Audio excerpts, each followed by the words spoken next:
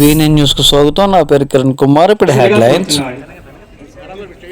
డొక్కా సీతమ్మ మధ్యాహ్నం అన్నదాన పథకాన్ని ప్రభుత్వ కళాశాలలో ప్రారంభించిన అనిత, హోమ్ మినిస్టర్.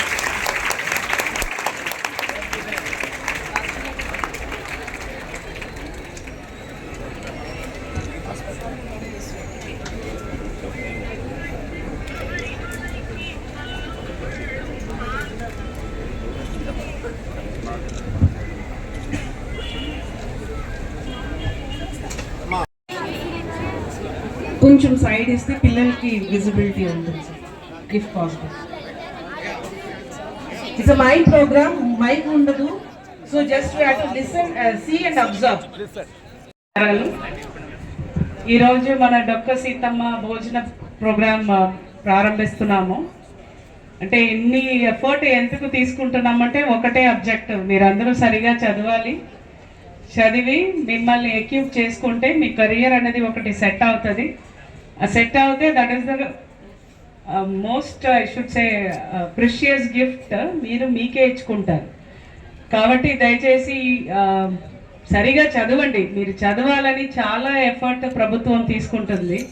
దాంట్లో ఇంకా ఒక అడిషనల్ ఇది ఈరోజు మనం పెట్టే మీల్ ప్రోగ్రాము మీరందరూ సరిగా వాడుకోండి. అలాగే ఇప్పుడే డ్రగ్స్ వద్దు బ్రో మీద ఒక మంచి స్కిట్ కూడా వేశారు.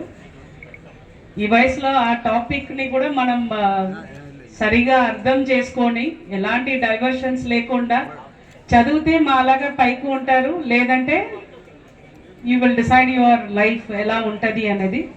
So all the very best. మీరు ఇది సరిగా వాడుకొని సరిగా మీ లైఫ్ని ఇంప్రూవ్ చేసుకుంటున్నారని కోరుకుంటూ ఈ ఆపర్చునిటీ ఇచ్చిన ప్రతి ఒక్కరికి ధన్యవాదాలు. Thank you.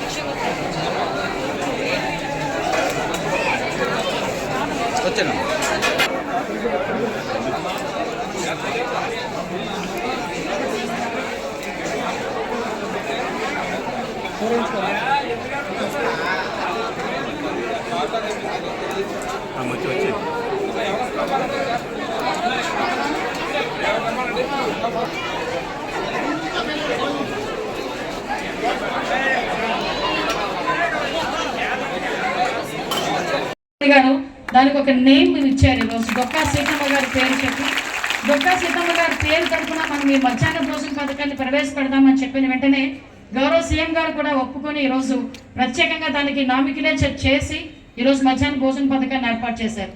మీకు మధ్యాహ్న భోజన పథకం అన్నది మీకు చాలా చిన్న ఇష్యూలా కనిపిస్తుంది, కానీ ఈరోజు గవర్నమెంట్ ఉన్న సిచ్యువేషన్లో కొన్ని వేల కోట్లు దీనికి వెచ్చించినప్పటికీ కూడా రాబోయే భవిష్యత్ అనేది ఈ పిల్లల మీద ఆధారపడి ఉంది అని ఒకే ఒక కారణంతో ఈరోజు పిల్లల్ని ఎట్టి పరిస్థితుల్లోని కంఫర్ట్ జోన్లో ఉంచాలి అని చెప్పి ఇంటర్మీడియట్కి వచ్చిన తర్వాత కూడా యూనిఫామ్స్, బుక్స్, స్టడీ మెటీరియల్స్ అన్నీ కూడా ఈరోజు పిల్లలందరికీ ఇచ్చే పరిస్థితి, ఫ్రీగా పిల్లలందరికీ ఇచ్చే పరిస్థితి మనకు కనిపిస్తా ఉంది. మనం ఇన్ని ఫెసిలిటీస్ ఇచ్చిన తర్వాత కూడా మనకి ఎలా ఉంటుందంటే గవర్నమెంట్ అంటే ఎంతో ఒక చిన్న చులకన. అదే పరిస్థితి 10th క్లాస్ అయిన తర్వాత ఏ ప్రైవేట్ స్కూల్కో మనం వెళ్తే వాళ్ళు ఇచ్చిన ప్రతి డైరీతో సహా కొనుక్కొని తెచ్చుకుంటాం పుస్తకం. అవునా కదా చెప్పండి ఒకసారి. వాడు డైరీ ఇస్తాడు, పెన్ ఇస్తాడు, క్వశ్చన్ బ్యాంక్ అంటాడు, లేదంటే మీ స్టడీ మెటీరియల్ అంటాడు, అన్నిటికీ ఎంత చాట్ ఉంటుంది. అంటే మీకు ఒక 1,00,000 రూపాయలు మీకు ఫీజు అనుకోండి, ఇంకో 1,00,000 రూపాయలు ఏంటి అని అడిగితే పుస్తకాలు, యూనిఫామ్లు, క్వశ్చన్ బ్యాంకులు, స్టడీ మెటీరియల్, పెన్లు, పుస్తకాలు అన్నీ ఉంటాయి. అవే మెటీరియల్ అంతా ఈరోజు గవర్నమెంట్ తీసుకొచ్చి మీ చేతుల్లో పెట్టి చక్కగా చదువుకోండి అని చెప్పి భోజనం పెట్టి మళ్ళీ ఈరోజు మనందరినీ కూడా కాలేజీలకు పంపిస్తున్నామంటే ఒక్కసారి మనందరం కూడా గవర్నమెంట్ ఎంత ఎఫర్ట్ పెడుతుంది మన మీద అన్న సంగతి మీరు అందరూ కూడా ఆలోచన చేసుకోవాల్సిన అవసరం ఉంది. ఇది చాలా క్రూషియల్ పీరియడ్.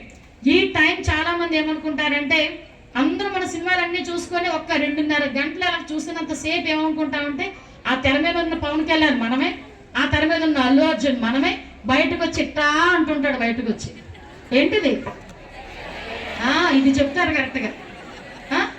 ఆ తగ్గేదేలే అన్న పదం మనం బయటకు వచ్చిన తర్వాత మనం చదువులో చూపించుకోవాలి. నేనేమి హోంశాఖ మంత్రులు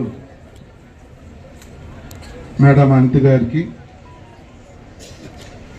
సీడ్స్ కార్పొరేషన్ చైర్మన్ బాబ్జీ గారికి, గౌరవ అనకాపల్లి జిల్లా కలెక్టర్ గారికి, ఎంపీపీ గారికి, వేదిక మీద ఉన్న పెద్దలందరికీ, మరి ముఖ్యంగా ఈ కార్యక్రమాన్ని ఏర్పాటు చేసిన ప్రిన్సిపల్ మురళీధర్ గారికి, వారి సిబ్బందికి, వేదిక ముందున్నటువంటి స్టూడెంట్స్కి, సభవరం పెందుర్తి నియోజకవర్గం నుంచి వచ్చిన పెద్దలందరికీ పేరు పేరున నా ఉదయపూర్వక నమస్కారాలు. ప్రభుత్వం ఒక మంచి ఎడ్యుకేషన్ ఇవ్వాలి అని చెప్పి ఎంతో ఖర్చు పెడతా ఉంది. అంటే మన కాలేజీ, మన జూనియర్ కాలేజీకి ఎంత అవుతుందని కాకుండా రాష్ట్ర వ్యాప్తంగా ఎంత ఖర్చు పెడుతున్నాం, ఎంత శ్రద్ధ తీసుకుంటున్నాం, ప్రైవేట్ కాలేజీలకు ధీటుగా మీ జీవితాలు బాగుండాలి అని చెప్పి గౌరవ మంత్రి లోకేష్ గారు పడుతున్న తపన కానీ, గౌరవ ముఖ్యమంత్రి నారా చంద్రబాబు నాయుడు గారు కానీ, ఉప ముఖ్యమంత్రి పవన్ కళ్యాణ్ గారు కానీ విద్య పట్ల, వైద్యం పట్ల ఎంత శ్రద్ధగా ఉన్నారనే దాని మీద ఒకసారి మీరు అందరూ కూడా ఆలోచన చేయండి.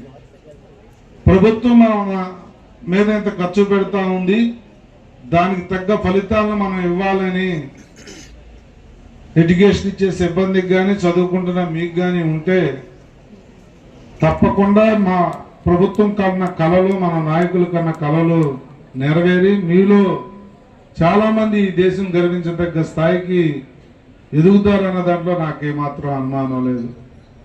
ఎవరు చెప్పగలరు మీలో రేపొద్దున మీ పొజిషన్ ఏమిటి, మీరు ఏ స్థాయికి వెళ్తారనేది ఈ రోజున ఎవరు చెప్పలేం.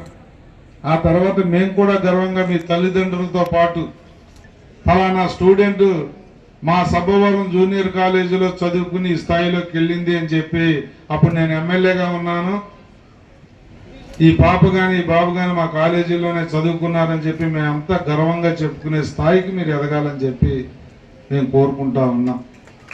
ఈ ప్రభుత్వం నారా లోకేష్ గారు అనునిత్యం మమ్మల్ని మోటివేట్ చేస్తూ ఈ ఒక వారంలో నెలలో 2 సార్లు 3 సార్లు అయినా కూడా ఒక హై స్కూల్కి కానీ, ఒక జూనియర్ కాలేజీకి, ఒక డిగ్రీ కాలేజీకి కానీ విజిట్ చేయండి. అక్కడ జరుగుతున్న ఎడ్యుకేషన్తో పాటు వాళ్ళకు ఉన్న మౌలిక వసతుల విషయంలో కూడా మీరు మైండ్ అప్లై చేయండి, నా దృష్టికి తీసుకురండి.